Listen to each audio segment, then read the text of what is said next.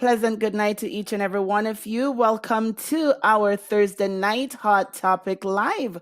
We do thank you for tuning in and sharing tonight. We will be continuing with part three on parenting, as we did the past 2 weeks. Welcome, welcome, Pastor Redeem. Over to you, sir.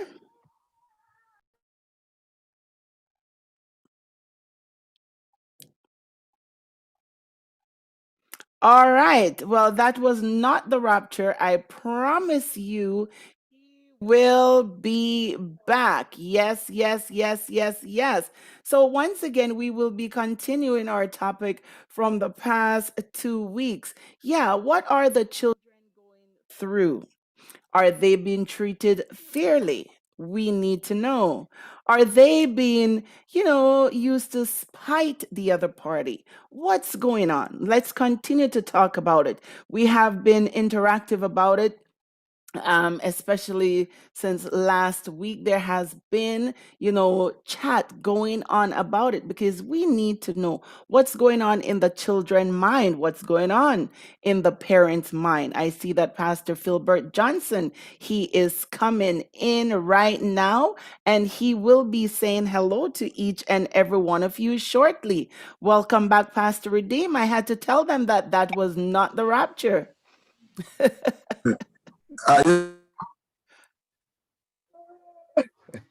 A pleasant good night, good night, good night to the world that done it's yours truly, George Redeem.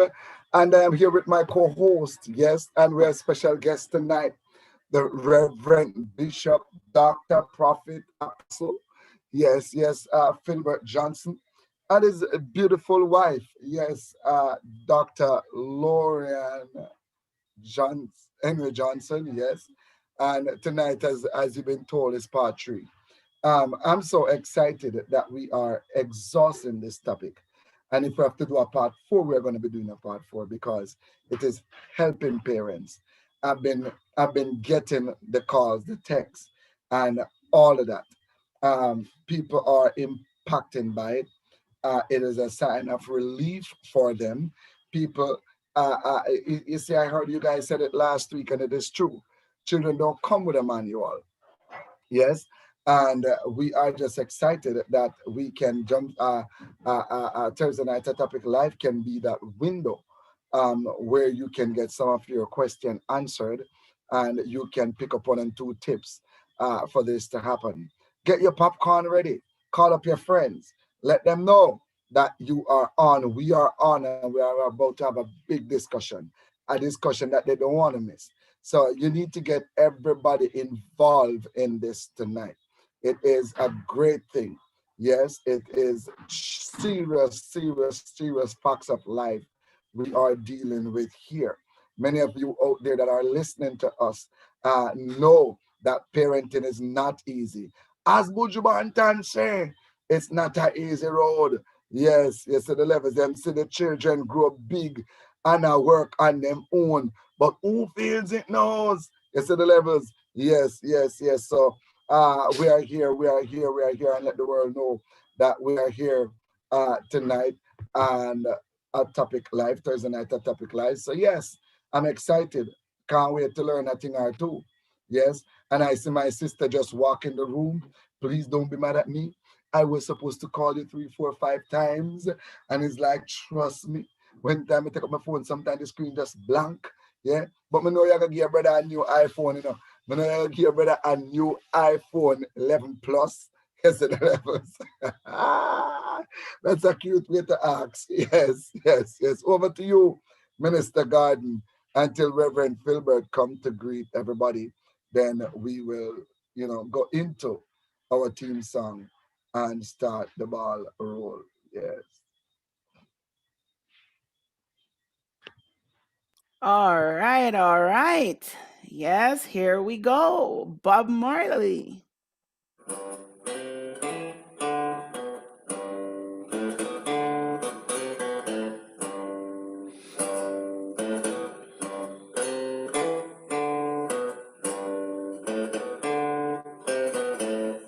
Wolf pirates, yes, they are fine. Sold into the merchant ships, minutes of a day to guide from the bottomless pit. But my aim was made strong by the hand of the Almighty. We forward in this generation triumphantly.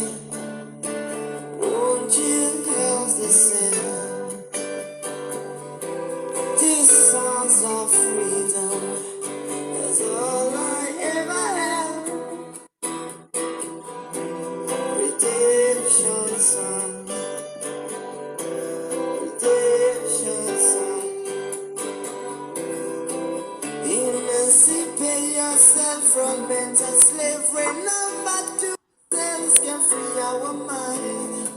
I've no fear for atomic energy, 'cause none of them can stop the time. How long shall they kill our prophets while we stand aside and look? Some say it's just a part of it. We got to fulfill the book. Won't you help us sing these songs of freedom? That's all I ever had. Redemption song, redemption song, redemption song.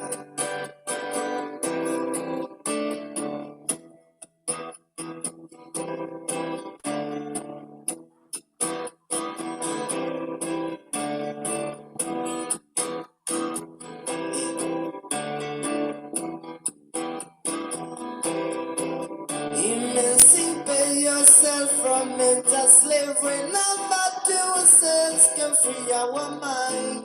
Whoa, I've no fear for atomic energy, 'cause none of them can stop off the time. How long shall they kill our prophets while we stand aside and look? Some say it's just a part of it. We got to fulfill the book. Won't you help us sing these songs of freedom? That's all I ever had. Redemption song, all I ever had. Redemption song, songs of freedom, songs of freedom.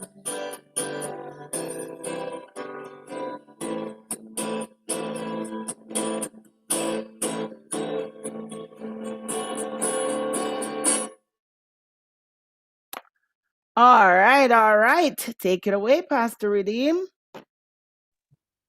A pleasant good night, Lady Johnson, Dr. Lorian Henry Johnson. A pleasant good night to you. And she's of the whole soul of the Johnsons. Yes, yes, she's here with us tonight. And it's always to have you. You can go ahead and greet the world tonight. A pleasant good night to everybody on Hot Topics. Everybody, good night, good night, good night. Even on behalf of my dear husband, he's on his way, he's making sure he's perfected before he displays his beauty. So let me say a warm good night. Yes, man, yes, man. It's always a privilege to have both of you on the forum. I've been getting some great feedback about this topic, and persons are saying, we should go ahead with it until, because it's a lot to uncover in it. One other thing, I received a call from a lady today that had a condition going on, and is when I said to her that one of the things we tend to forget that babes are having babes, inexperienced children are having children, and have no experience in having children or raising children. And that's one of the challenge the world faces today. Because back in the days, you have to seriously set in this adult lane before you think about a child. But now 16-year-olds giving birth, 12-year-olds giving birth, a baby giving birth to baby. So they are not really mothers. You see what I'm saying? So they are just going for the gusto. The baby need breast milk, so put breast in the baby mouth. The baby need changing, so change baby. The baby need feeding, so all of that. But the morals and the understanding of raising a child, they don't have it, because some of them, their mother is a child themselves. You see what I'm saying? One time when I hear about grandmother, you think about a woman with a walking stick, and I hear white like snow. But nowadays, when you see some grandmother, you're thinking that the grandchild is their child, and they just start having children. So that's one of the handicap the world faces today. And I was saying to her that it's not that it is inborn in them to do so, but society is what ever so. Society damaged family life, It damaged family life. It starts with the soap opera. Yeah? The bold and the beautiful, the young and the reckless. And them said, these are the generation. You see what I'm saying? That's where it started. Because if you go back and watch those soap operas, and some little children that they have playing some role that adult should be playing. Yeah? I remember when Sammy first started falling in love with Bo or whoever I named, she was just a little girl. You see what I'm saying? They removed the cartoon from family values to some little perverted thing and warrior thing. Who remember the Jetsons? Who remember the Jetsons? George Jetson was a gentleman. No wonder why I named George. Yeah? George Jetson knows his role as a husband and as a father, and he played well. Drop the children to school, pick them up from school, make sure that the home is set, make sure that the dog is taken care of, and all of them stuff there. You see what I'm saying? Betty do her job well, Fred Flintstone, and all of that. Look where cartoon come to nowadays. So society and Hollywood really damage family life. And now the lawmakers come in with this thing about children's rights. You taking care of the child, you feeding the child, you paying the bills, you sending them to school, you doing everything, but yet still they tell you the children's right. And then that child will tell you, if you try to reprimand them, they'll tell police life by you make you get locked up. And this is where we welcome none other than the Reverend Bishop, Dr. Apostle, Prophet, Evangelist, and Pastor Philbert Johnson, my mentor, my pastor, and my good friend. Good evening and welcome to you, sir. Thank you, Pastor. Thank you, Sir Judy. Thank you, all of you. Pastor Redeemer said, you add the word, none of those. Yeah, but it's really nice to be on the program with all of you. And we look forward to a wonderful program as always. Normally when Pastor Redeemer and I do anything right across the world, it's always so enjoyable. So we look forward to partnering with you guys tonight. Man, and it's a privilege to have you. I couldn't help it this morning but tell Jumpstart about the fasting, the prayer meeting we had last night of Heaven Came Down. I mean, those of you in Antigua that planning on visiting us at the Mount of Blessings Church, right there off Wireless Road. Now you must know this. We have two services now coming up, right? We're starting one 8:30 Rev, and the other one is what, 10:30. Yes, we start at 8:30 for the first. Then Sunday school begins at 10, and then the next service begins at 11. And as Pastor Redeemer said that he and I both of us are pastors in that church. The response has been overwhelming. We started in the 40s. We are 120 now. The numbers have tripled, and the results have been tremendous. On Sunday, there was a young man who tried to hang himself with the rope mark around his neck. all cut up and everything and so on. He was delivered. I spoke to him up to today, and he couldn't be happier, having met Pastor Midim and myself. God is doing a tremendous work. A lady was passing to the hospital with her back, totally in disarray and in excruciating pain. And she was just passing, and the Holy Spirit touched her and said, I must visit that church. And she came to the church for the first time, received her healing. She took the mic and said, brothers and sisters, I came here as a sick woman, and I'm walking out of this place healed. So God is doing some tremendous work. Don't tell anybody that God not working anymore. As I always say, those who are not experiencing God, you need to step up, because God is the same yesterday, today, and forevermore. He healed already, and he's still healing and delivering. So we want people to know that. Man. And what Rivers just says is just show when we work in unity and one accord, the Lord will do the rest.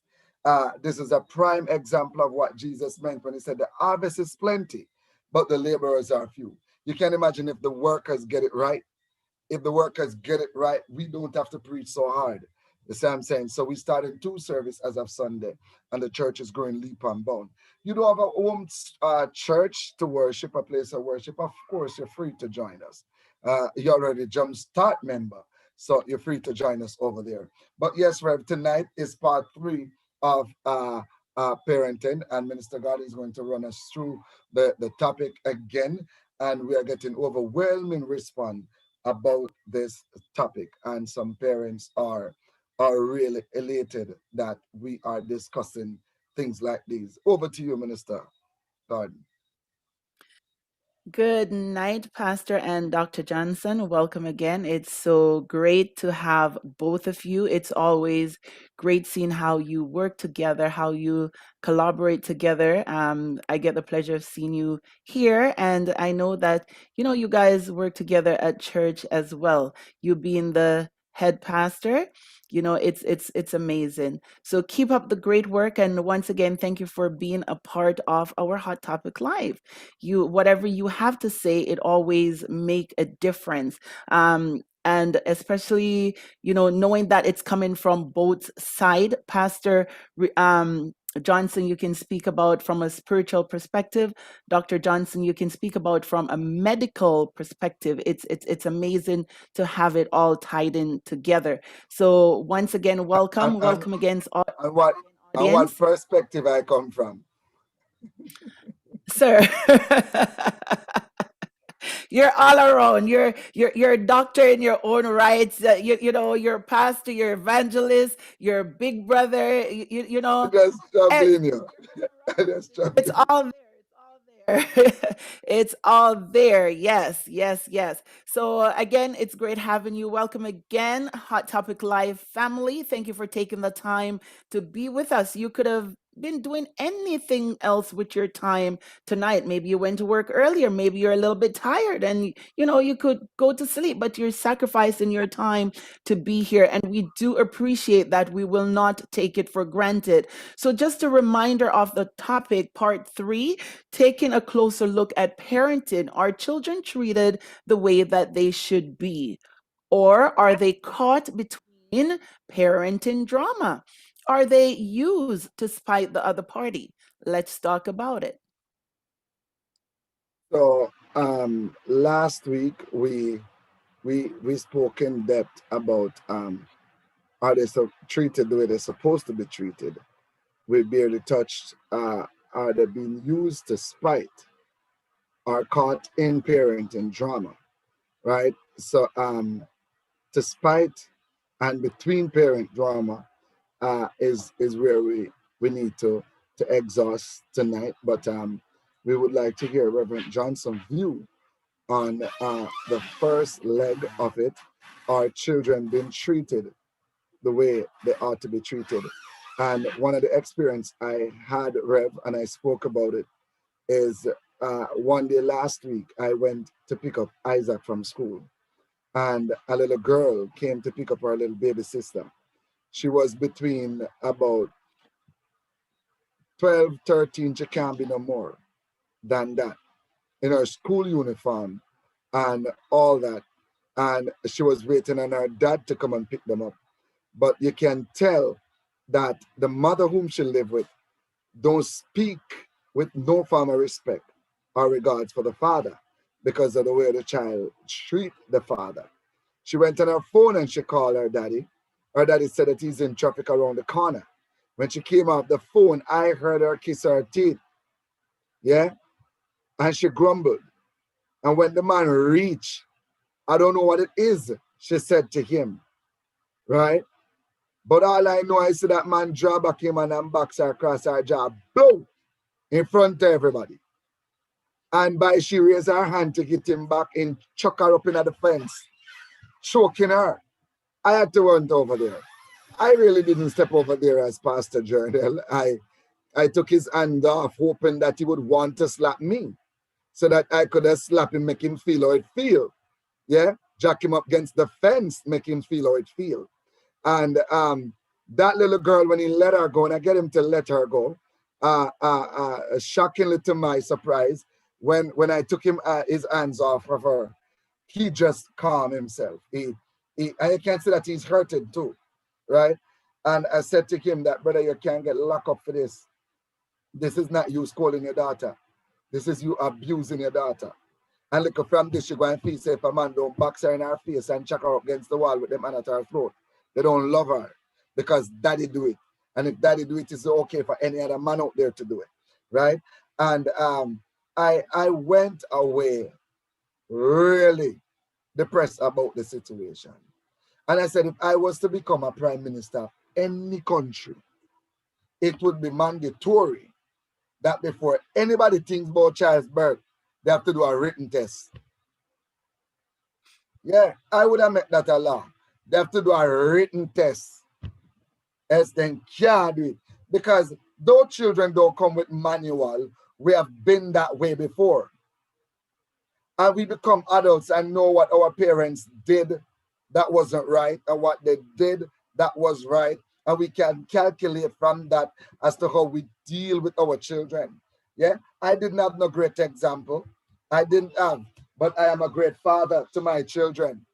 Yeah, I am a great father to my children. I'm not going to wait on anybody to applaud me and tell me that I am a great daddy or give me a trophy. And that's the problem with us people, right? We think it's so wrong for us to celebrate ourselves. Yeah, we celebrate everybody. And then we wait for people to celebrate us. Is I been through it? It's me who achieve it. So if nobody needs to celebrate me, I must celebrate myself without waiting anybody. Others must just come and join my team of celebration. But it starts with me. Generally did great as a father. Celebrate yourself. Nothing wrong to go and buy a beer, a ginger beer. And get yourself, just treat yourself for that, for being good. Sister Johnson, I've been telling them I'm excited with what's going on with me and Isaac. I look forward to 2:30 every day. Already, me start worry about when me travel, me gonna miss me 2:30 instead of levels, right? Because I've never had that with any. All my other children, I used to have to send taxi to pick them up because the type of life I was living, I didn't want them to be a part of it. So I pay a cab to take them to school and bring them from school, right? It's the first I am a part of something or where, and I'm not going to trade it for nothing. I'm not going to trade it for nothing.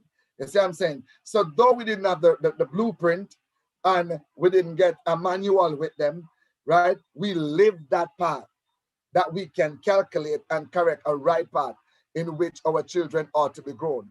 Solomon said it best. Children are like an arrow in the hand of a marksman. Yeah, and you've never been to a archery competition yet and see the marksman them, that little red dot in the middle of the target, one pull and it bullseye, right? And that's how we ought to have our children when we let them go to society, when we let them go in the world. They're not supposed to miss the market. They're supposed to hit the target the way we train them and raise them in the way they are to grow. So I would really love to hear Reverend Johnson view on that leg of it. However, until he's back, we can go through the rest. Last week we did not get to go through most of the comment, and we didn't get the time this week to go back through it to to write down a few of them to come and discuss them. But if you are here and your question was not read last week, or your comment that was a vital input was not read last week, you can put it back up. Yes, you can put it back up. And here we have, I think Minister Gordon should go through the roll call a bit. Yes, and then we can go deep into. All right, we'll do that. All right, so Sister Alicia Beaton is here. She's saying good night to the Redeemed family. May the blessing and mercy of God continue to cover and strengthen us always. I see my mom, Minella Eddy. She's here saying pleasant good night, everyone. Good night to you too. My dad is here all the way in England. He's saying greeting to the man of God and ministers in this platform and the Jumpstart family. Yeah, we're all from Jumpstart as well. We're from I go get rid of Jumpstart, it. but you know, it's Thursday night Hot Topic Live. And one and all, yeah, greetings one and all, and my beautiful daughters, Daddy love you all. We love you too. Yes, yes, I can see Rochelle Uber is here tonight in solidarity to Pastor Johnson and Sister Johnson, her leader. She's saying, good evening, everyone. Have a great session. She's saying, welcome, beautiful Philbert and beautiful Lorian. Yeah, she's welcoming you both. We have Priska here. She's saying, bless good evening to everyone. And my sister Joyce, she's saying, hello, Hot Topic family. Yes, she realizes not Jumpstart. And yes, yes, yes, my dad is saying it seemed as if all of them, something about internet out of connections. Somebody's internet is out of connection. Yes, we have Anika George here. She's saying good night, everyone. And my dad is saying, Father, in your most holy name, Jesus, let the internet come back tonight. Amen, amen, amen. So whoever is having or was having internet issues, well, the prayer has been sent forth. Kanisha Campbell, good to see you. It's been a long, long time. Yes, yes, yes. Good to see you. She's saying, bless good night. Hot Topic Live family. We also have Cedric Park, who is saying good night to you too, Cedric Park. Elisa is saying it started from the international companies coming into the Caribbean and workers from Sunday to Sunday. With mothers and fathers have to work all the time to maintain family. There is no time to groom their children, their child or children. And let's drop in the single parent in that equation, and it doubles the work that you have to do, right? Yes, yes, yes. So when Pastor Redeem was saying, so, you know, what does he do? My dad say, you're a master chef. You are a master chef. Marsha Pearson is saying good night, everyone. And once again, my dad is saying, Pastor Redeem, I'm so happy you're not a MP because the Lord told us to multiply and make children. What the So maybe AMP if for? everybody had to do, you're not a MP, right? Oh. So basically, because you would be given a written test, many people you know would have failed the test, and God wants us to procreate, basically. Dion White is here. Hi, DD. She's saying amen. We have Karen Granado Wang, she's here and she's saying, good night, everyone. It's the first time I'm seeing that name. Welcome, welcome, welcome. We have McKind, and this is Side Girl, Sid Girl, Side Girl. Welcome. She's saying, thanks for sharing, Alicia Beaton. So Sister Alicia shared with her and she is here. We do hope that it will be informative, interactive, and it will exceed your expectation. And Pastor Johnson, Pastor Redeem, wanted you to go ahead with the first leg of the topic. And he said a whole mouthful. I'm not sure if you heard everything that he was saying, but I just wanted to interject a wee bit of thing right there that he was speaking about, that, we grow up, we've been through it, we've reached a place where we have children, then basically we should know how to relate to them. One of the things when Bob Marley sung about we should emancipate ourselves from mental slavery, if people can basically give what they have. They can teach what they've learned, what they know, right? And unless we have a mindset change, unless we reach the realization that, what I was going through was not good, then we're going to pass it on. We're going to pass it on. We grow up. This is how the discipline take place in my household growing up. Okay, now I have children. This is how I should discipline. I'm going to pass it on. So how much is too much?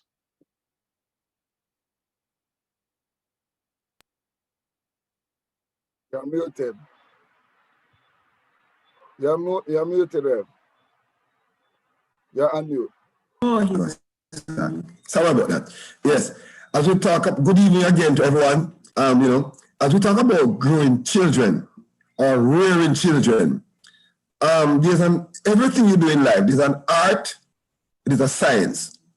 Science means the technical knowledge. Art means having the knack. So subject that we call art subjects are subjects where you just have a gift and you're able to do it. Science is where you have 1, 2, 3, 4, 5. And I believe that many times people have not learned the art, the science of growing children. We only assume that we know. The truth is that, as you said a while ago, Althea, and Pastor Redeem said it too, that we can only give what we have. And Pastor Redeem will tell you that one of the practices I have as a pastor, I tell people, I'm more a teacher than a pastor, is that what I insist on with all my leaders is that you have to learn before you teach. Too many people want to teach and they have not learned. So one of the requirements I have at my church, if you're going to be in leadership position, you cannot miss Bible study, Sunday morning service and Bible study, where we have at Sunday school. You must be a part of the teaching arm of the church. Because what? You cannot teach unless you learn. And I want to emphasize that to all our parents who are listening and all those who are not only the present parents, but prospective parents, that the first rule we're establishing tonight, you have to first learn before you teach. And too many people are trying to teach and they have not learned. yes. The truth is that sometimes with God's help, we get away with it. You see, when we have what we call trial and error, Yes. I made a mistake here, so therefore next time I'm not going to do that, and so on. That's right. But sometimes what people don't know, some of those consequences are, some of those problems are consequential. Some of them are detrimental. Yes. Meaning that as a pastor for 30 years, some people have not lived to come back to tell the tales. Some children have permanent scars. Some are dead. Some people beat their children to death. Some beat them and they have scars all over their bodies. Some have burned people with hot iron. You can't take back that. Some have beaten them with big sticks, fan belt, whatever they get, they kick them down, they box them down. That's a physical abuse. Secondly, what about the verbal abuse? You are no good. You're just like a worthless pooper, right? And you beat, hey, I am not the pooper. Why are you beating me so badly? Go beat the pooper. You understand? And I believe it's one of the things that we have where, as I said a while ago, many times parents mean well. Don't fool you. You hardly go and find a mother or father who doesn't mean well. My father, I'm 56 now, and my father all these years would say that, he has never used the word, but I know he loves me. But some parents have a strange way of showing that I love you. You get a good punch, knockout punch. I love you. And sometimes I tell people, like even with couples, don't you know I love you? Don't you know I love you? Some people have a strange way of saying I love you. And so what we're saying is that a lot of parents have made mistakes. You know, a lot of yes. Sir, I'm so sorry, but could it be that the scripture is taken out of context when the Bible says God chasten whom he loveth? But what I'm laughing at is that after some of these guys are chasing you, you're dead. You don't come out to tell the tales, you know.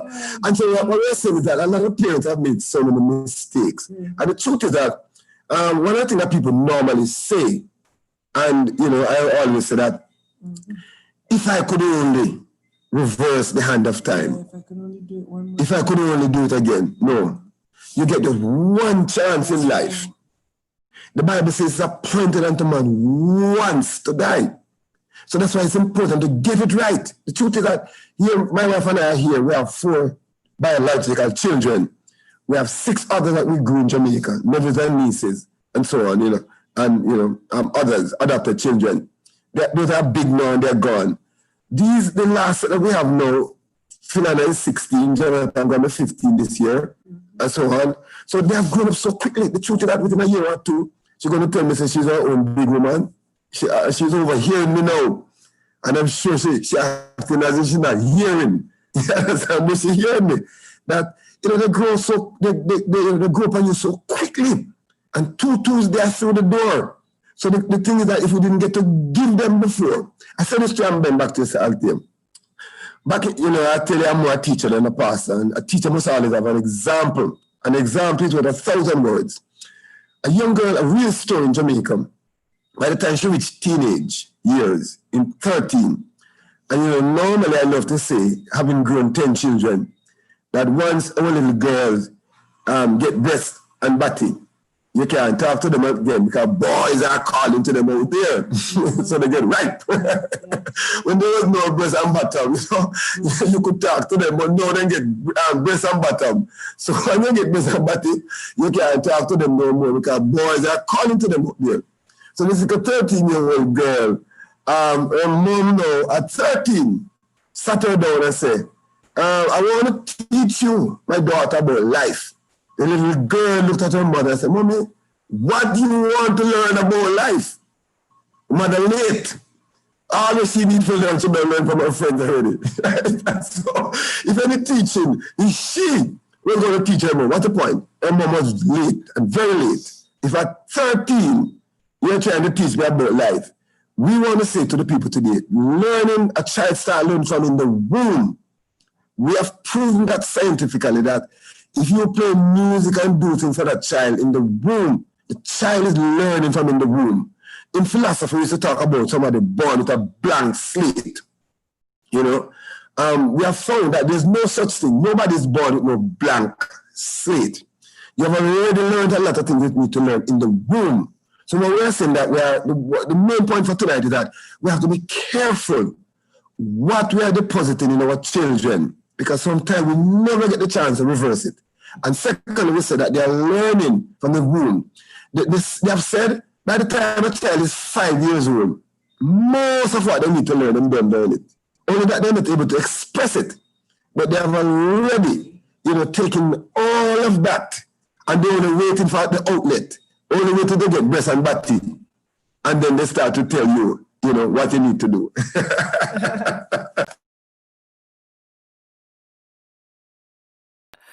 You know, that is so true. That is so true. That is absolutely so true. But what I like to know is, like, say for example, how many times do you think a parent can actually sit a child down and talk to them about the same thing over and over and over before they actually lose it? How many times? Good one. Children learn far more from what they see than what we tell them. And that's one of the big mistakes that many people making. So when I'm doing the dedication of babies, I have a little way to illustrate it. And it's humorous, but it's very profound. I said, don't you smoke. Don't you smoke. So I said, church, you're wasting time. The don't you smoke words mean, they don't mean Because what? While you're saying don't smoke, you are... So, you know, the child is not going to learn from what you have said. But the child is going to learn from you smoking. Because while you're saying with your mouth, don't do that. With your action, you're teaching something different. And so we say children learn far more. Don't curse bad word to bad word to bad word. That's amazing. You're telling a child not to curse bad word to bad word. Hey, if you are telling me not to curse bad word, so why are you cursing it? And that's why we're saying that one of the first ways to teach our children is to model a certain lifestyle before them. Right? So sitting down a child and talking, you could talk from now to eternity. That's not going to be the big one. The big one is when they see mommy and daddy living a loving life, when they see mommy being respectful, mommy and daddy being respectful towards one another. I said this on the program, Sir Althea.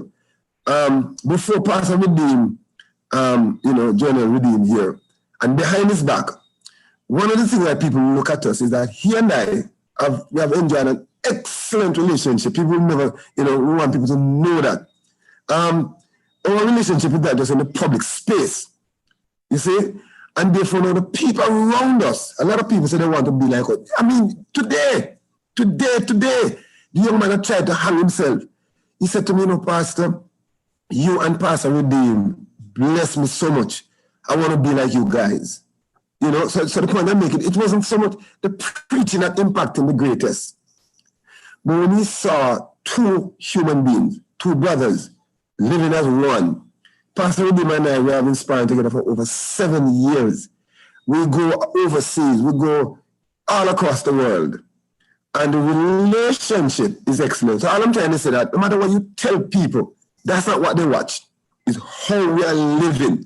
So I want to say to all the parents tonight, it's not too late for shower rain, and we might have made a lot of mistakes. Thank God for programs like these, where we can learn. Come on, I say you have to learn from where you're going to teach people if you don't learn. You have to learn. Yeah. And tonight is a learning experience where we're saying that, look, don't be long argument, I love to say all the while. And just, in Jamaica, we have a little song, action, not a bag of mouth. Sometimes we talk so much and do so little. And that's what I want to emphasize, even as I'm led by the Spirit, that we need to model. If we want them to be respectful, we need to be respectful. If we want them to be loving, we need to be loving. If we want them to be good, we must be good. If we want them to be upright, we need to be upright. Yes, very, okay. very, And very, Pastor Redeem, if you could just weigh on this. Go ahead. Go ahead, sir. Yes. No, what I was gonna say is, Go ahead. Okay, sir. All right. Take 3. So let's listen to everything that Pastor Johnson just said, and you're perfectly right, sir. What if you, a parent or parents, try to emulate like all these that you've been saying, try to live the way that you speak about, but yet there is there's something with the children that they just don't get it. They don't follow that path. Pastor Redeem, how do you handle it? And to be honest with you, most of the time, it's not really the children don't get it enough. It's the parents don't get it. And the children get the blame for saying that they don't get it. Now, one of the things we as parents suffer from is unrealistic expectation of our children. They are 2-year-old, but their reasoning ability is powerful. The IQ is up there. The response is there. Like Isaac, if I am not grounded in my mind, I would expect too much from him. Because for 3-year-old, his reasoning ability, I've met 6-year-olds and 7-year-olds that not putting the reasoning together as Isaac have it. right? So sometimes when we see that our children is advanced, we expect now that because they show a sign of an advanced child, which is good, we expect to just tell them one thing and they must get it, not remembering that they're still a child. The focus span is not as strong as ours. They they respond to what request is made is not as sharp as ours. A child will always be a child.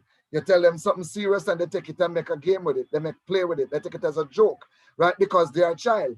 And because you understand that what you're saying to them is serious, you expect that because their IQ is up and they're acting mature more than their age, you expect that once you see it serious, they must see it serious. But have we ever stopped to think that don't care how they reason big, they still see things as a child, still understand things as a child? That's why I love the format that preschool take. Isaac came home and I look in his book. They don't just give him a pencil and tell him write A and show him A on a board and tell him that you know A, so you must know to write A. They don't do that. They make some little chase lines in the format and then tell him to draw lines through it. Now, that's the format we need to adapt now in our words with our children.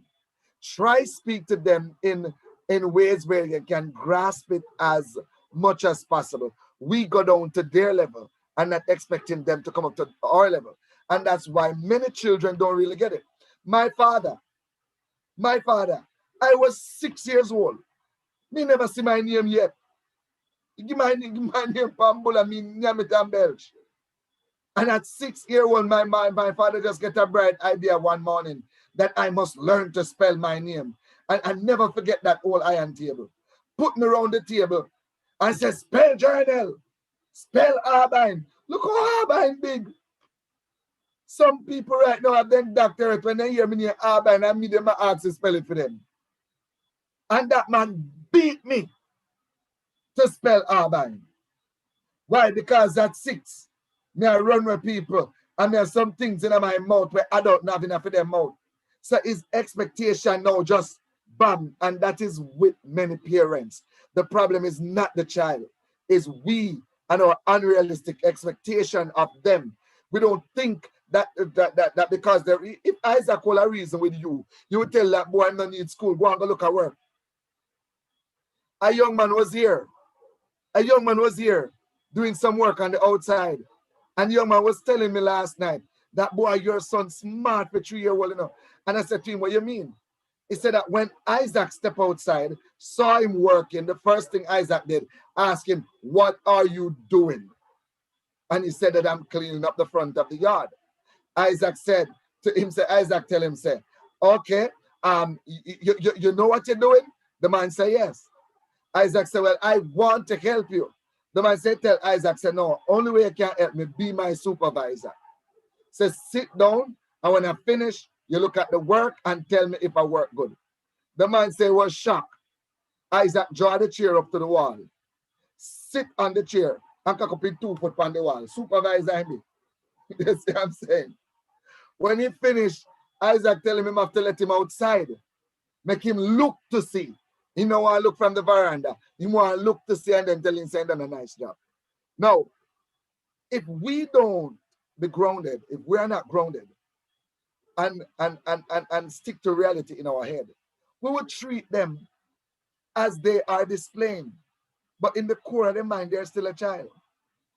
They don't know the danger. Don't touch the iron. It will burn you. They don't understand what that means. If you tell it to an adult, they know what the burn means because they've been burned. Yeah? It's when they go touch the iron and burn them, then the iron, I respect the iron. Right? So most of the time, Minister Garden, it's not that we're telling the child repeatedly and they don't get it. It's we not changing our method for the child to get it. Because Jesus even said, you have to be changed. You have to be renewed and become as a child. Right? So if Jesus is saying that, he's simply telling you that there are times, even though we are adults, We have to take on that childlike characteristics to understand our children. When my daughters was just going in their teenage life and I tried to trick them about whatever, they couldn't get around me, then call me iron fence. Why? Because every time they come to me with something, I go back to when I was their age. Yeah? So they couldn't get around that. Right? So I hope many of you out there understand what I'm trying to say. That sometimes our children are so fast in their learning and all of that we expect more from them and forgetting that they are still a child. Yeah. You know, one other thing to add to it, Pastor, well said, Pastor, is that one of the reasons to sometimes when we're talking to a child or to children and we feel like they're not listening is also because we have started late. You see, remember what I said a while ago, that a lot of the children have learned what they're supposed to learn at school, from neighbors, from all kind of people and so on, long ago. And as I said to you, that we're trying to bend the tree when the tree is old. Because back to the 13-year-old, we should have been grooming that child. You know, from the womb. So I'm saying one of the points I want to make is that many times, sometimes when we're having such great difficulty with the children, is that we made so many mistakes early. And they would have learned a lot of things. So in education, we say, you need to unlearn some of the things you have learned. You know, so sometimes our children have developed bad habits and it annoys us. But let me give an example. I love these examples. We allow all little boys to get up out of their bed and then they'll spread them bed. Now the man turned big old teenager, big grow back Langilala teenager, and telling the man to spread in bed. You're wasting time. Because you would have taught him all these years by your actions, it's not important to spread his bed, to wash his plate. But my father, because we don't have any sisters in our families, all boys, 5 boys, no sisters, that would say, who eat out of the plate? Me, daddy. Who should wash it? Under our breath? You, daddy. If you ever heard us saying you, daddy, we're dead. Right? So he would insist that if you eat out of the plate, you wash your plate. If you get up out of your bed, you spread your bed. And we think the man we said he was running a military camp. But everywhere, Pastor Redeem and myself and our team, Pastor Patrick, is the same thing. I talk like men, not to mention the women. People are always amazed. I went to one place to preach, and the pastor said, the family said, why are you different than the pastor? I said, what do you mean? Why you spread your bed, you sweep your room? I said, yeah, I can't be here. Enjoying life in the days. In the night, I'm preaching and doing seminars. And what? In the day, sit down doing nothing. So they would come and they find every plate washed and dried and put away, and the bed spread. Because what? That's how I was groomed. So the big point we are making is that sometimes we are late, right? So it means that we're going to need a lot more to help the children. Sometimes we are taking too long. We wait till they get too big. For a boy to learn to spread his bed, right? He has to learn from small. Small. Understand? Boys I'm talking about, I don't come to the girls yet, because many times we allow the boys to get away with murder. Talk about say they are boys. And girls are like crockery. When they drop, they will break. Boys are like metal. You know, they can be knocked out. That is nonsense, rubbish. Don't like garbage that. You understand? That we must not, we must insist. Since evening, my little 11-year-old, her mom came in and wanted to, you know, because we have been out and so on. And she said, Mommy, you don't move there. She came and cleaned up the kitchen completely. Why? She sees us doing it all the time, right? And we never had to ask her. Our son, John, they just clean up. And then a lot of people say, wow, I love how your children behave. The truth is that it's not now they learn it. Sister Althea, Pastor Redeem, my wife and I have not put our hands on our children in nearly 4 or 5 years. Right? You teach them from they are young. Let me give you this example. I love this example. When my son John was about 2 years old, his mom tapped him on his little bottom, and he lifted his hand at his mom. And when the hand was up like that, I gave him about 3 good ones on his bottom, make it burn like fire. I said, come again. He's 15 now. That thought has been dispelled completely. You know, lift your hand at a woman, not to mention your mom. What? I'm going to try to teach him that at 15? I'm late. So I'm saying that, you know what, I know if people really getting it. That many times when we're having such great difficulty, we've allowed the children to develop these bad habits, and then we are trying to break them out of it. So really what we mean by learning process at this stage, we are trying to help them to unlearn what they've already learned. They learn so you don't need to spread the dead. They learn so you don't need to be respectful. You just chat to one another anyhow. They would have learned it somewhere, right? And now we are trying to help them to, when we say we are teaching them things, what we really mean, we are helping them to unlearn because they don't learn it already. And I said this big one, it's a big one we're dropping on the program tonight. Human beings, most our behavior is mostly from what we call, we say, all we learn is either from nurture or nature. Nature means you have inherited it, right? What people call generational curse means you inherit it. But the bulk of what we learn is what we call socialization. Behavior is learned. You learn it from school, even from church and everywhere. So remember that. Don't start too late. Start very early if you want to be effective. Very, very, very true. To both of you, very true. We have McKind. Yes. Yeah, there's a comment. McKind Sid Girl is saying most of the parents of today's world don't have patience, all because of teenagers bringing children and don't have the fathers to help them. Fathers are a very important role into any child or children life. We must sit and speak to our children because words goes far way. You see, Any to add deeper to that, it's not just that column that robs us of patience. Society, brainwash is not a bad word, but people take it for a bad word. But society brainwash us not to be patient. One time you write a mail to send to England, it takes 3-4 days, a week to reach. You jump on a ship. Those who go to England on a ship, gotta help them, you know. Wake up every day wondering, when am I going to reach England? But now you jump on a flight, 6 hours, 8 hours, and you reach. As life evolves, as technology increase, it shows more and more that the patient way is not the way. You come home from work and you're hungry, and you go take the food out of the fridge. You have to put a pot on the fire, make the pot hot, and then you put the food in there and wait a few minutes for it to get hot. They create microwave. You just boom, juke it in at the microwave, poop, poop, poop, poop, poop, and it happened, right? From the mail to WhatsApp and email, zoom, it left your phone and dropping off for them phone same time.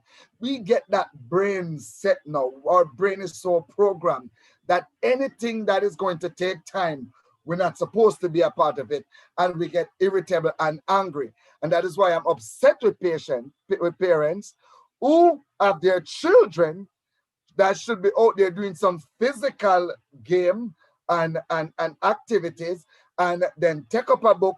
They just give them a game in their hand, and you see them, they have nothing else doing in the world.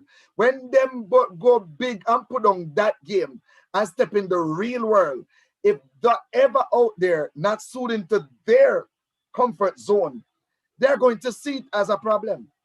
They're going to see, because you already bred them that way, you already trained them that way. So again, society, I love watch this movie. You must watch it too. The God Must Be Crazy. If you watch the beginning of the movie and listen to what they call them, the narrator, that they will tell you the basis for the movie is from when men didn't own land or own nothing. People share everything. Nobody put a claim on nothing. Life wasn't so busy, so people have time for their family. People have time to rest. You didn't have no train or no aircraft or no car. So if you want to live point A to point B, you walk, and walking is exercise, and proper exercise, you live long. All of this, and they show you stages where society started to get evolved. and a man fly over an aircraft, drop a buckle. These people said the buckle and thought that God threw the battle down. And right there over that battle, every family want to own it. So they find that they could use it and pound their grains. So everybody have grains to pound. They no longer want to pound the grain the whole way. They want to use the battle. So everybody start to fight over the battle. And they chop one of them in their head with the battle. So the man set on a journey to walk to the end of the earth to throw the battle. What the moral story of that is that we allow society to put things in our life that have us so busy. You ever see some people are in an bed on their phone? Huh? Back in the days when it's those phones where you dial 9 and wait for it to go back around. And then you dial 7 and wait for it to go around. Now you just go for your phone and say, call Altia. You see what I'm saying? So Sister Maken, most of the time, you are right. I'm not saying you're not. But they sensitize us not to be patient, because patience is a good virtue. Yeah? Patience is a good virtue. And many of us damage our children because we want them to step up to par too soon. We don't have patience for them to blossom. I ask you a question. If you plant a seed, is every day you're going to get up and dig up the soil to see if it start grow, germinate? You're not going to ever get that tree grow. You have to plant that seed. Trust the soil that you plant it in and wait patiently for the germination process. That's it with our children. We have to trust the way, the quality, the values that we instill in them and wait for it to get mature. Not to tell a girl, make a boy, you down the road and you look over your shoulder and think that she's going to get it automatically. And bam, bam, bam, no. We have to teach them moral values, and they see us living moral values, and then they will gradually grow into it. So I believe that society play a dent into that role. As for men not being in the family life, some of the time it's not men's choice. It's not men's choice. My baby mother, not necessarily me, my baby mother, but I'm just an example. My baby mother, because her mother never have no man in her life or grew up, she don't grow the woman and taught the woman the value of having a man in her life. She just grow the woman and tell the child that, you see, I do it all by my own, man, no good man. So the child grew up with that in her head. So she goes, so boom, get a child from a man and feel say all she wants from the man is the child because man no good. So the parents, the mother did not instill in her why she not have a man. But she's just telling her that it's not good to have a man in her life. So that child just think all she wants is a child from a man. And the man can go on in ways. And if the man stick around, she treat the man like he's not there. And when a man is treated like he's not there, it demasculates him, and he is going to go where he find that person that put masculinity on him. So it's a lot of component to that. Over to you, Ray. Yes, and a point to that, as our sisters asked about patience in growing our children. If you're not patient, you can't grow children. Right? If you're not patient, forget it. If you're not patient, you have to have patience and abundance of it.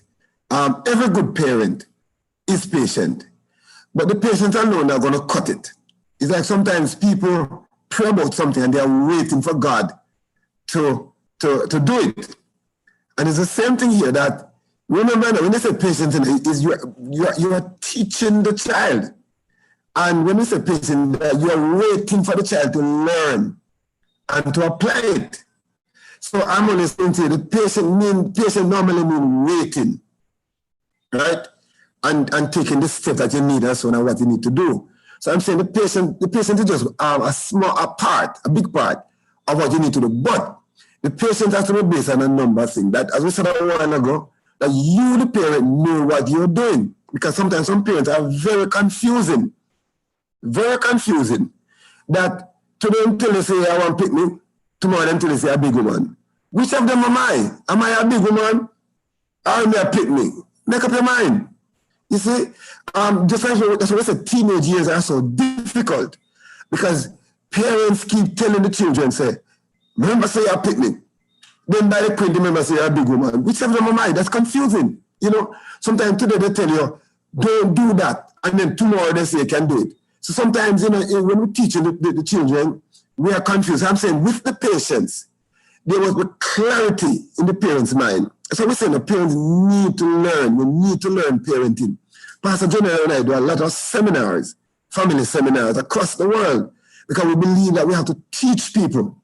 So I'm saying to our lady that patience is important, but we say you have to combine that patience with some other thing. What are the other thing? One, you have to be clear in your head what you want to accomplish.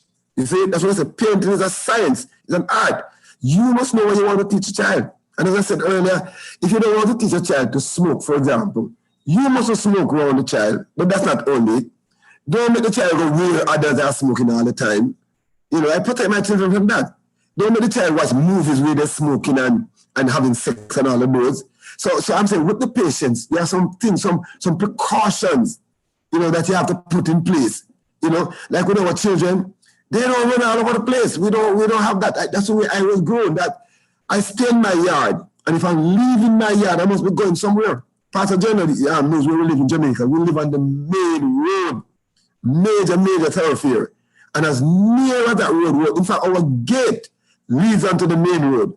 We can't go out there with skin burn us. Because what? Our father always taught us you have to learn to be responsible. And when you go on the road, you're not going to go there and go sit down and in idleness. So I'm only saying that with the patience, there has to be clarity in the mind as to what you want to teach a child, right? And then know you can be, and you're putting all the precautions now. So the patience there is just like with Christianity. We tell people, when we say faith, and when we say patience, we don't mean passive. And that's what happened to many. Passive means say, oh, I am sitting down waiting for the child to do what they're supposed to do. I can't bother. They give problem. They must bother H and X, Y. Well, you can stay there. You're going to drop them and dead. And you're going to learn. That's not what we mean by patience. The word that we use, that is the word we call passive patience. That is, you just sit down and wait for it to happen. You tell them and you just expect it. No. What we mean by patience, not just in parenting, but also in Christianity, the word that we use is active patience or active faith. What we mean by that? I am saying to you that I want you not to get pregnant. I'm saying to you that I want you not to smoke and to follow bad company. But with that, the activity I'm doing there is I am also protecting you, meaning say, when you're done school, you find your yard, no littering, right? When you're, you must know, say, if you go have sex and things and so on all over the place, you're going to get baby, right? So I'm saying to you, you're putting certain precautions, right? You live the life before them. In the church setting, we as Christians, don't apologize. Carry them, let them get in that kind of environment. The movies they watch, my children see there right now as I'm talking to you. When we're watching TV, and Pastor Joanne and little Isaac, sometimes he spends time with us. And we have 3 nice beds in the room. But when we're watching TV, we get some big blankets, and we throw them on the ground, and we get pillows and things. And Isaac came here, and he enjoyed it with the children and myself, all 6 of us. And he went to me and said, Mommy, I want a big pretty bed like Pastor Owen. Right? So she believes some of those big expensive beds. Is that the point we're making is that when they're watching TV and all of those, we're participating in the process. So that's what we're saying, that growing a child and being patient, there's a lot to the patience. It is where you're active with it, meaning that you're doing the things that you need to do so the child can learn. That's right. That is well said. So patience is just one of the attribute.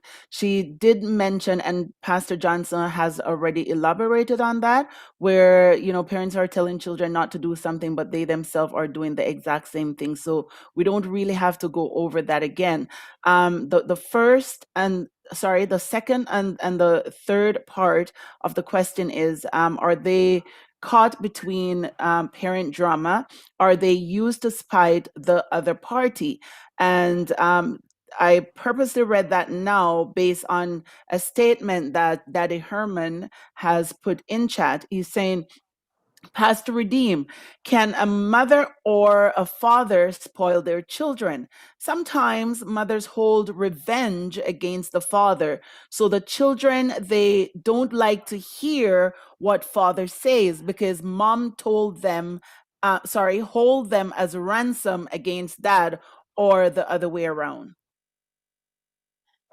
Yes, of course. Sometime when I hear stuff like this, Daddy Herman, I laugh within myself, because that's a clear mark of a parents who care nothing about their child life, because the child not going to stay a child all day long, and is what you put inside of them. They're going to be living as adult and mature persons, right? There are ways that you spoil a child that you're not worrying about it, but there are ways that you should worry about it. I believe parents must take children out of parenting. Yeah. Gone are the days when them old women have things with their husband and people don't know nothing about it. Then children don't know nothing about it. Yeah. We found some letter when my mother died. We found some letter that she wrote to herself of things that she was going through with our dad. And she never yet discussed it with us. And you know what? She never yet tell us disrespect him. When she cooked that man food, you don't think he'll get nothing out of the pot before feeding food share out. He might get the best meat.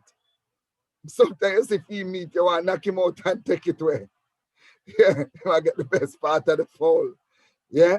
But parents these days, they take it a privilege if they and daddy or their mommy not together to make the children know it.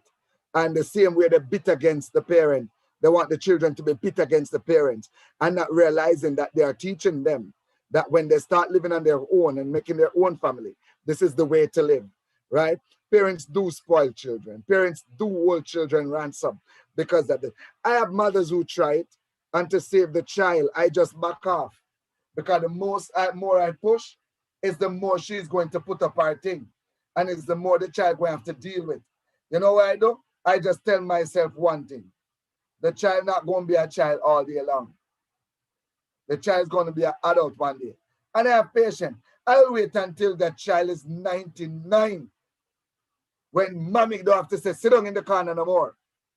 And decide to come and sit and talk with me and all of that. Whatever I have to give that child, I can put it up. Yeah?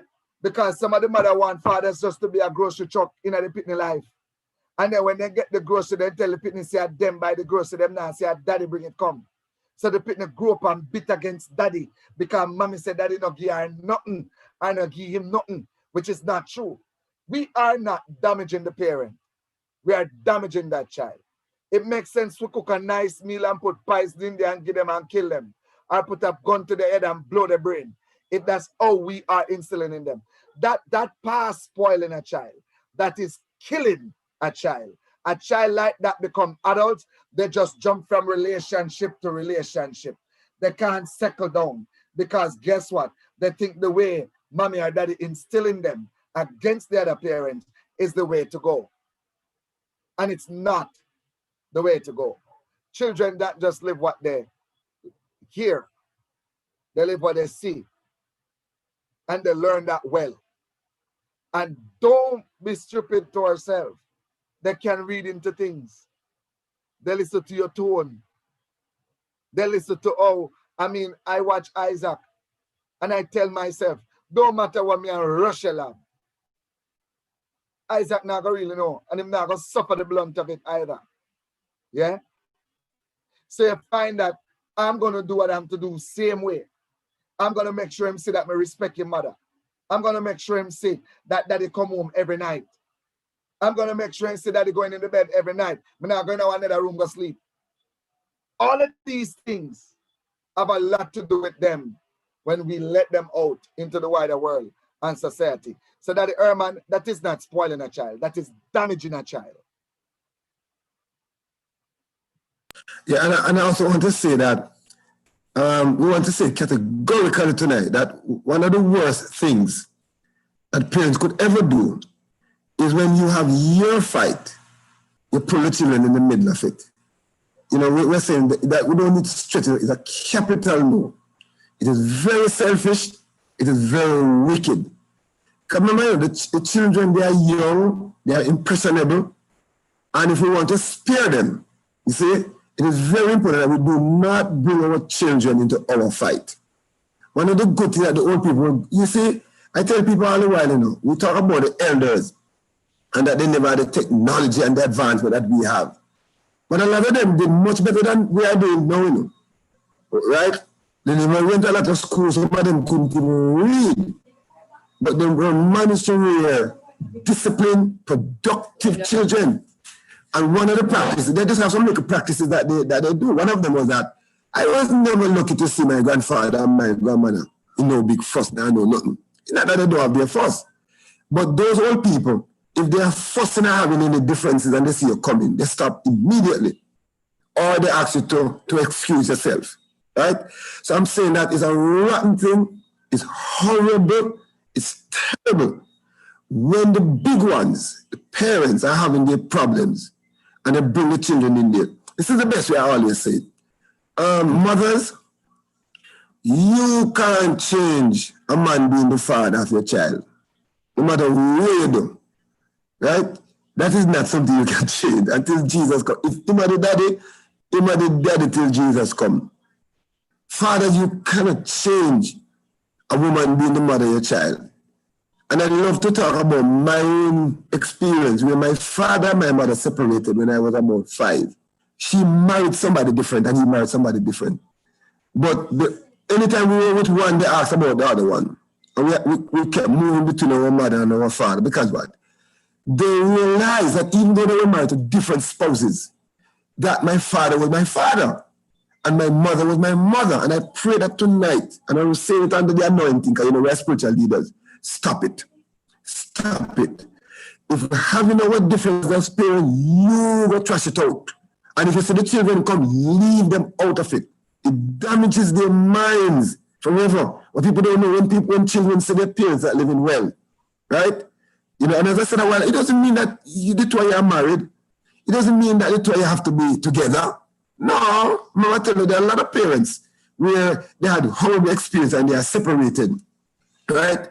But they don't bring the children in. So all I'm trying to say, we're not saying that you got to always be husband and wife. We want that to be, but even if it is not, don't bring the children in the middle of it. It is wrong. It is detrimental to them. Because what? I would say children learn far more from what they see and what they learn. That is, go ahead. Ladies and gentlemen of the world, Jumpstart family and Thursday night at Topic family. Reverend Bishop Philbert Johnson, guess who is here with us tonight, live in living colors? Sister Dorothy Smith. She is one of the members of the Redeemed Promotion Crusade team. Prophetess Dorothy is in the building. That's and our she friend. said, right. She said, true Rev, just one look. She's talking about with parents, their old-time parents, they not even have to talk, them talk with their eye. One look. And Jimmy knows, said, back up. They said the levels. So Sister Dorothy, let me greet you tonight on this platform and forum. Here we talk about the five Redeemed Promotion, 5 Redeemed Crusade team members. She's one of them. Rev, you can greet up Sister Dorothy. I want to greet Sister Dorothy Smith, Sister Bev, affectionately known as Sister Bev. We want, Sister Bev, we are happy that you're listening. And what we're happy for is, Sister Bev will tell you, we for the last 5-6 years, bunged up everywhere, and we are all over the world. When they say they want to give us hotel, we say, hello, cut your nonsense and so on. Let's give us one house. I'm not going to take over the house and so on. So Sister Bev will tell you, we live good. And that's what people love when we go out and have ministry. That's what the preaching and the teaching. We do a lot of that, and what is excellent. But what people learn from us is how we live. And it's good to know that Sister Bev is here tonight as a testimony. Sister Bev and Pastor Johnson and Pastor Redeem live good. If we never live good, she wouldn't come. She said, them hypocrite, I don't have nothing to do with them. Yeah. Sister Bev saying, sorry, Sister Dorothy Smith is saying, thank you, all bless up. Were you going to say something else, Pastor Redeem? It is sad to see that 2 people could love each other so much that they share their bodies with each other. The secrecy of their love life, that romantic language that would cause a child to come forth in the world. And then them same 2 people can be at each other so much that the same child that love, I mean, some of you will say, Pastor, I want to rape, bring the child come. And some of you will say, boy, Pastor, me to tell him no. I mean, to tell her no, or whatever. But let me tell you something. For people who consent, sex and bringing a child is something special that take place. And to see them same two people can be at each other so much that they care nothing about the child, right? And they drag the child through the mud. Your father John Crow, your body up their mama war, and all of these things. And then the child just start damage them mentally, physically, emotionally, spiritually. It start damage them. And you find that that boy or that girl come up and decide that they want a relationship. And every relationship that they have that could have been the relationship, they end up have to walk away from it because no stability. They don't learn how to work out issues and sift through things. They don't understand that in life, teeth and tongue must meet. Everybody must have an argument. Everybody not going to see eye to eye because you have your perspective, I have mine. It's for us to come to a place, a reasonable ground where we can compromise to get it done. We're not raising children. We're just fussing and fighting one another. We don't care nothing about the children that is in the midst. You see what I'm saying? And that is why one of our sisters that is here with us, I respect her so much, Alicia Beaton. I have been at their home. I know what she and the child father been through. But I've never heard her, in no sense of the word, speak so negative of that man in the hearing of her son. Or when the son says things and come to her, it's like she wants to cushion it. And she's not wrong. Because some things, even though they see, make time fix it for them. Make time reason it out for them. Make time, because if you touch it, you're going to touch it from a place of pain and anger. So you're not, but that's why the Bible said in Matthew chapter 7, verse 1, judge not like ye be not judged. Yeah? Because you can't judge rightfully. Because you don't know what it is. Yeah? You're not seeing clearly to see the balance and the scale. Right? So the parents must understand this one thing. Not because it go bad for you, it have to go bad for your children. Yeah? Not because you didn't make it, you are going to sit with that your child don't make it. Yeah? And sometimes you wonder if the question that asks, can a woman forget her suckling child that she bore? Yeah?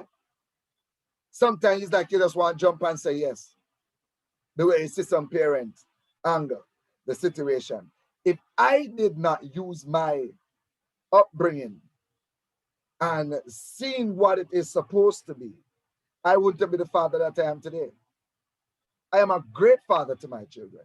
When you see a daughter is 25 years of age and still call her father daddy and still listen to her daddy, and when she have her ideas and her plans, she run it by daddy. And when daddy roll up at her house that she live on her own, and you see, they shuffle up and get in line before they open the door, it tell her that there is respect. Yeah? And I didn't have a father example. But I learned as I go along. Not because your father wasn't there or your mother wasn't there. That's no excuse. We're living in a modern time. We have to understand that the children are our future. They are a promise, a possibility, a great big bundle of potentiality. I want my children to hit the marks that I miss.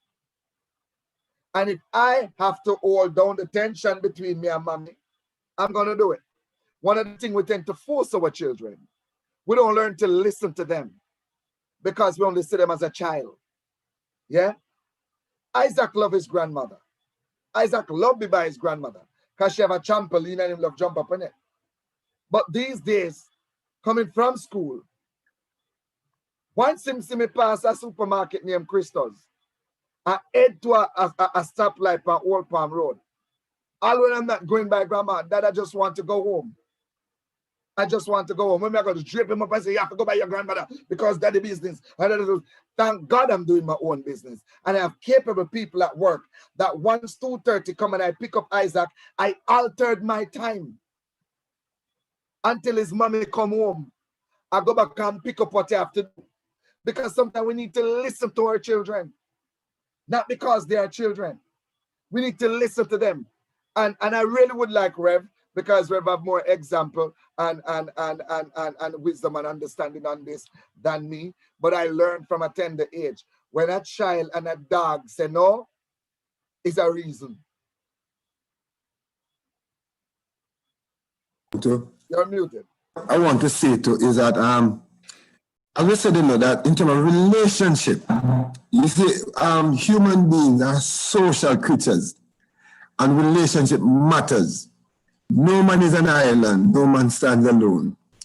And I think if we want them to learn healthy, wholesome, proper relationship, as we are saying, that we need to model it before them. So I'm hitting the point that when they see parents and the adults living like puss and dog, right? That they're going to help them to develop good relationships, because they're going to believe that is how you must live. So when a little girl, they always say little girls are normally bonded to their fathers and the boys. Right now, if I'm going in the way, the girls say, Daddy, let's go. And the boys say, we have 2 girls, 2 boys. And religiously, the boys always want to be around their mom. My 2 girls always say, let's go. You see? Because what? We always say the first man in a girl's life is her father. And when the father takes advantage of that child, the child is learning that from that early stage. And I always say to people, and I say strongly tonight, it is from her father that a little girl learns that a man can love her and not look in sex. Because there are a lot of our girls don't know to make that separation between love and sex. You know, sometimes many of our girls were not properly brought up and everything. If you say I love you, it means I want some sex. You see? But then when a father and a daughter has a healthy relationship, she learn that men can love her and they not look sex. Likewise with a mom. When a mom can have a healthy relationship with her boy, they always say, if you're going to get married, the first thing you must do, ladies, don't listen to what the man tell you. So the man wants to say, I love you up to the ground you walk and I love it. Liar. Right? You don't follow that.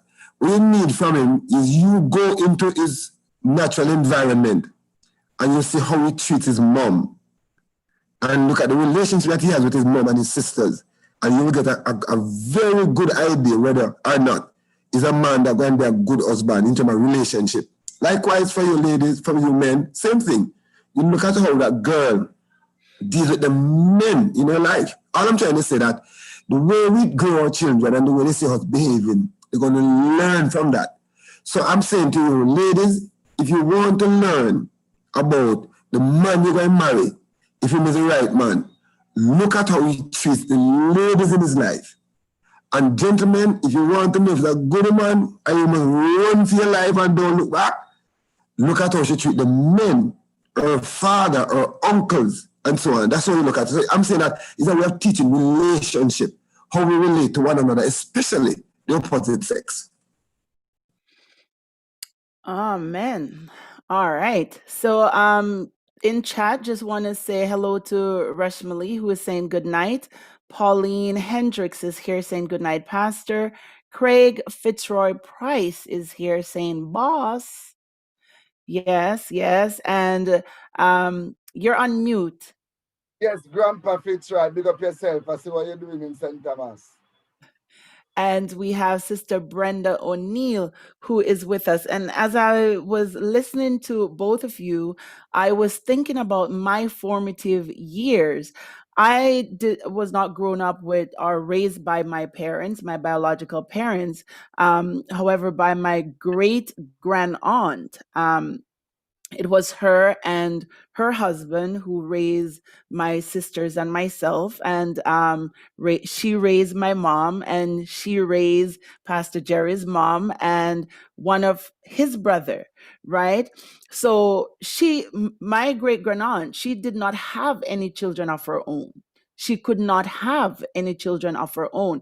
But in those formative years, it's only one time that I ever remember she and her husband had some kind of squabble, and that you could say it's the straw that break the camel back, and that could have been detrimental. But I'm sure other times there must have been stuff, right, that we didn't know about and we didn't understand. And what I know, that in spite of whatever that could have been going on that we did not understand, there a day would not pass where she did not prepare a meal for him. And when I compare then and now, like you mentioned about always getting the husband food first and stuff like that. She makes sure that she serve his food first. We could be starving. It doesn't matter. Meat in one plate, food in one plate, the biggest of the glass, the biggest of the mugs and all that for him. And she said he work hard, so she is making sure that she take care, she wash his clothes, she iron his clothes, like every single thing she did for him. Now here in Canada, say for example, when we go to function in some kind of function or something, and their children, their husband, their wife, and all that, the family, they're there, the first thing that they would say, oh, the children are hungry, come and get something for the children first. And at times you will see husband in line, wife in line, and it's like, okay, it's okay if they get their husband meal and give it to them. Don't watch what other people are doing. Take care of who you have at home. If they think you're a fool because you go in line to get your husband a meal, that's okay. That's their problem. You know who you have at home. You know what you have going on at home. You know what I mean? Some people will say, no, I'm not doing it. If I'm joining line, he can join line too. Right? So it showed the disconnect between then and now. Right? It's like, okay, you do your own thing. I'll do my own thing. I don't know what that's like back then. I don't know what that's like. That's not how we were raised, So it's like, for some reason, some of the good core values that I could say that I've seen, and not just in my family, but in other family back then.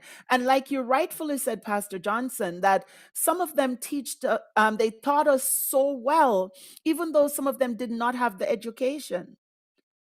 Like my grandaunt, she did not have her own biological children to say, okay, well, you know what? She learned how to take care of children because she had her own children. It's, her other family member children, right? So we can see where some of those core value of how a wife should be treated, or of how a husband should be treated, it's not the same like it used to be in many homes. It's not the same. And the children, of course, they're caught in the mix of it all. One of the points that you made about relationship with the children, where in a relationship, people talk about they don't believe in role play, right? But the wife has a part to play, the husband has a part to play, and the children. And my principal taught me this, that don't do everything for your children and they don't do anything for you. Because when they get big, so sometimes we say, oh, we're taking advantage of the children with this. No. They must learn to do things for their parents from they are small. Because when they get big and you want them to do things for you, they're not going to do it. Because they're always on the receiving end. And it's the same to husbands and wives. That we must learn to do things for one another. So we say there all the time and then this and that. You can't be in a relationship and you're not making a contribution. You're not helping. No, that's not a relationship. Relationship is where we think about one another. When my wife is on the road, I can't sleep until she comes home. And I'm on the road, it's the same because you're thinking it's always this kind of sharing and receiving. So we are saying to our people tonight, that it can't be that you're in a relationship and you just want to receive all the time and you don't give. It goes both ways.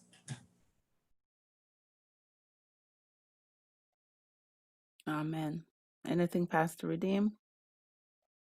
No, man, well said, well said, well said, well said. I would to God that there are parents right now out there writing down some of these things and start practicing them, because it might not be too late for you, as well as it might be too late, but there are ways to correct and start over, you know. But I really want this to reach the heart of people, that our children are the future, and it's time we get it right. We don't have to be millionaires. We don't have to live in the best of the house, to have the best of cars. Yeah, we just have to get it right. We just have to get it right. All right. Thank you. Thank you. Thank you. So it's 8:45 Eastern Standard Time. I know it's 9:45 your Atlantic time. I'm not sure how there becomes Atlantic. Go ahead. What we can do at this point is start wrapping up. Reason for this.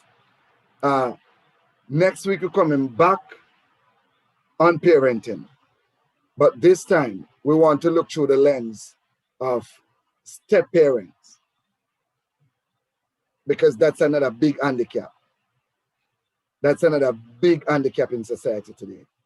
Step parents not paying the role most of the time, because they name step parents and a family pitney, and I mind no jacket, or them on the parent of the child is in hot waters. So therefore, because the child is not their biological child, the child end up suffer.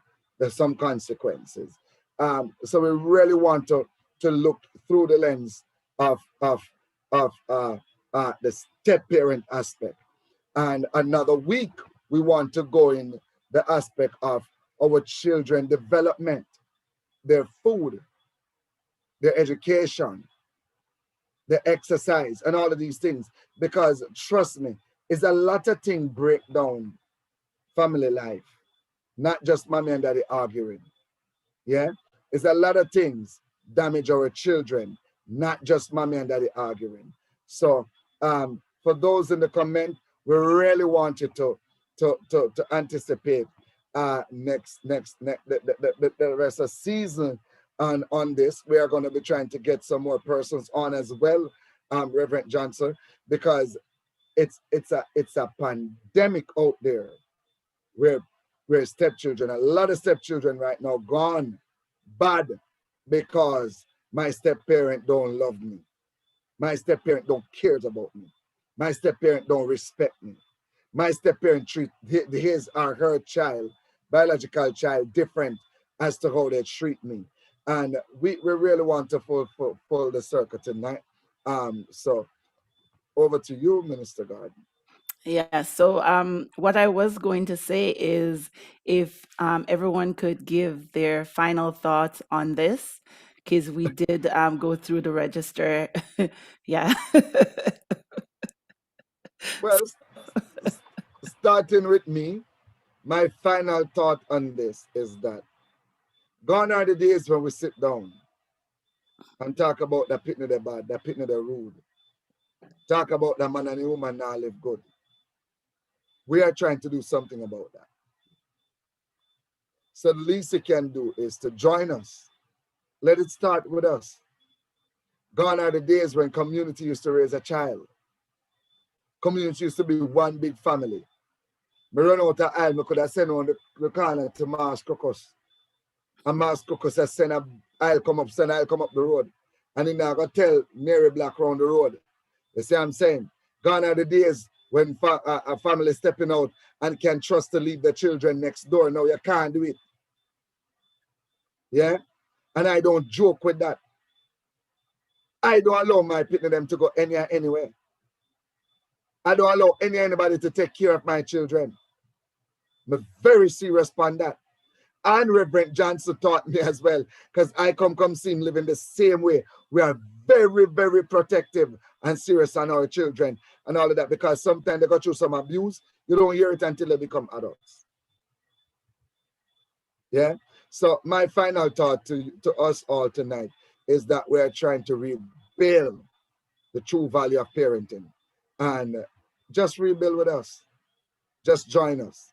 Next week, we're bringing back parenting, and we're looking through the eyes of step parents. So if you're a step parent or you've been a stepchild, you want to be on the forum, you want to tell somebody about it, and let us come. It's not about popularity statistics. It's about fixing our family. For me, I want to say, as we had said earlier, that parents, remember what we said to you, is that parenting is not going to happen by itself. You know, it is very important that we learn before we teach. It's never too late for a shower rain. And as I said, sometimes, many times, the frustration we are having because we really don't know what to do. And when we say learning is not only in the formal setting, in the formal classroom. As a teacher, I can tell you that.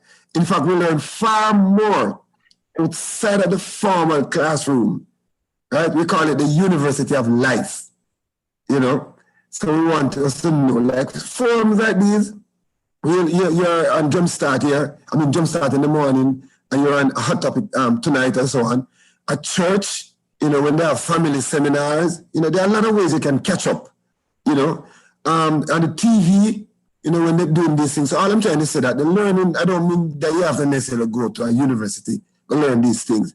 We are saying that, you know, the people, the positive people around you, good families, you try to emulate them in the church and so on. That the main point we're making tonight, you have to learn to be able to teach. So we need to learn parenting, right? And the final point, thought is never give up. Never give up. You might have made some mistakes, but we say once there's life, there's hope. And I love to say all the while, once there's a God, there is a way. Just pray, let God guide you and lead you. And the fact that you are tuning tonight, that's God. Because then you needed this in your system. And thank God for Pastor Rudy and Sister Althea, Minister Althea, that they're helping us to beam these programs across around the world. Because people need this in this way to say, oh, all is not lost.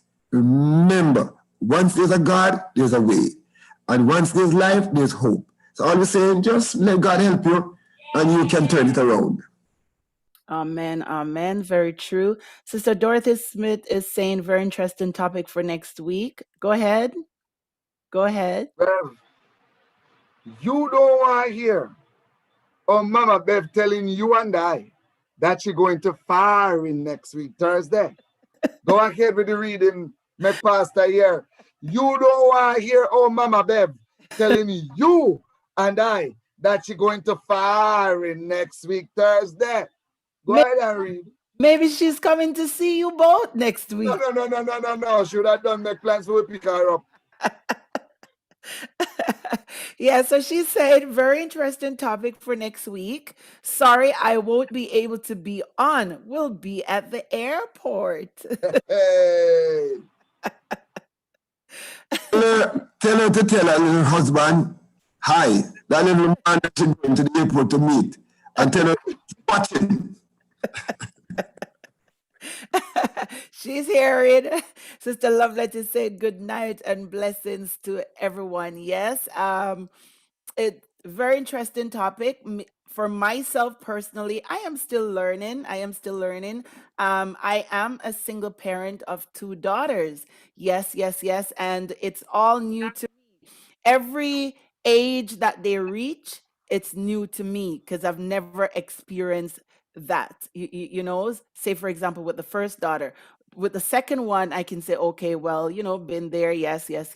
And you know, I ask God all the time to help me to be the parent that He has called me to be, because ultimately, God is the one who has entrusted children in our care. He has done that. And some do poor jobs, some do great jobs, some are somewhere in between, right? Let us not be afraid to reach out to people if we don't have all the answers. There's sometimes, if there's certain things that I feel like I cannot deal with, I may call in someone and say, okay, can you deal? And it's people who I trust to say, okay, can you deal with this for me? Why? Because I don't know everything. Why? Because I might not be equipped to handle certain things, right? So I'd say, okay, can you help me with that? There have been time when I would say, Pastor Redeem, can you take this one, right? Because why? He has the experience, and I trust what he would say.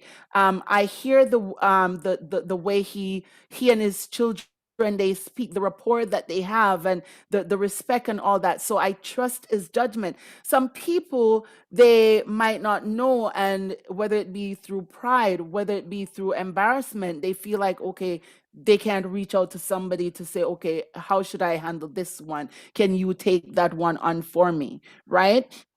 And every day, I can say, me, from a single parent perspective, we should grow and develop as well and become. So if yesterday or a day before yesterday, there might be some shortfall somewhere, today we should have the desire to become a better me, to become a better mom, a better parent, and to instill the right value. I can say for me that I don't teach my children to hate their father. I do not teach my children to disrespect their father. I do not teach them these things. I do not allow them to come between. And I don't know if you guys can hear Devo. Devo have a lot to say over there now. Devo is the parrot. He's like, oh, you're still down here talking. Yeah. No, Reverend Johnson, that parrot speak for real now. Clear as crystal. Yeah, he said, When I walk in that house, me run him down, he don't ever come outside. it's like, are you excited? Is there talking? Yeah, but it's I don't think it's right to bring children in the midst of parental drama. I do not think it's right to use children as a weapon to be spiteful. I don't think it's right. As a matter of fact, it's not right to be spiteful, period. Moreover, to use children to spite, it's just not right. So I always say, and Pastor Redeem, you have said it too, I always say, you know what, they are growing. Whatever they should know, they will know. And it's not be, because I'm gonna say this, that, whatever. I would encourage each mom out there who is a single mom, and if currently your child or children do not have a relationship with the father, because maybe there is some dispute going on with both of you, I would implore you, make it be your point of duty to let your child or children have a relationship with their father. It is very important for them to do so. It doesn't matter if it's a boy, it doesn't matter if it's a girl. Father, there's a reason why God put bond of union together, because you know what? God knows that the woman can't do certain things by herself, the man can't do certain things by himself. It's for people to parent together. And if you're not in the same household parenting, you could co-parent from different place of living. It doesn't matter if one person is in this country, one person is in that country. You can still co-parent. You can still make decisions that will impact the child or children's life, and still work together. You know what I mean? In order to have our children be the men and women that they are supposed to be. Don't teach them to disrespect. It's not right. It's not right. Adults, work out your own drama, work out your own things. If you find you reach a place where you really can't talk to each other, you really can't talk. If you have to take some time to deal with that, that's fine. But don't say to the children, I'm not talking to the father right now, so you should not be talking to the father right now. Unhealthy, not good, not for you, and definitely not for your child or children. Reason being, these are things that we're passing on. And that's how they will treat the person that they end up with later on in life. And that's not good. Do you want to say something, sir? I think I saw your finger going up. Pastor Redeem? Seriously? Not really, no. I'm just thinking that all that you're saying all that you're saying is just true and profound. It's a splendid closing remark, and we hope that every parent take it to heart. Some reason I know next week topic is going to be elated, still on parenting, but we're now looking at it through the eyes of a stepchild to a step-parent, a step-parent to a stepchild, right? And I think we have some time. We can run through the register before we go.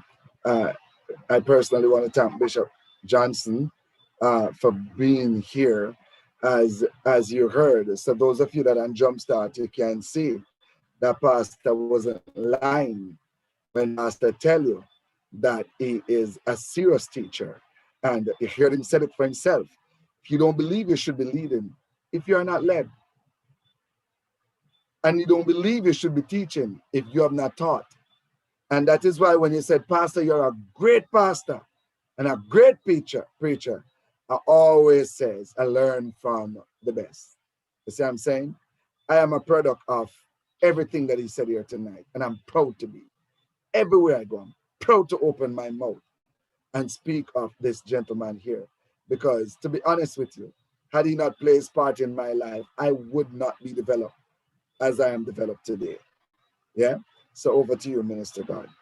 Yes, I always say to I always say, Pastor Johnson, the only way he could leave Antigua is if Pastor Johnson leaves Antigua. That's the relationship they have. That's the bond that they have. That's the bond that they have, and that's wonderful. That is just so amazing. It's so amazing. And yes, they're both born in June. Oh man, finish tell Pastor why you say so. Pastor, she wouldn't mind me calling live in Canada. So she said the only reason make she not even try ask is because you the auntie. Only if Pastor Johnson leave. Yes, so God bless you each and every one. I did get all the names that's on the register because we just did it as we go. So we got everyone. Okay. God bless you once again. Thank you to Pastor Redeem, Pastor Johnson, Dr. Johnson for, being here tonight, and to you, the audience, those of you who are on the register, those of you who are in the overflow. We do appreciate you taking the time for being here with us on our Thursday night Topic Live. God bless you.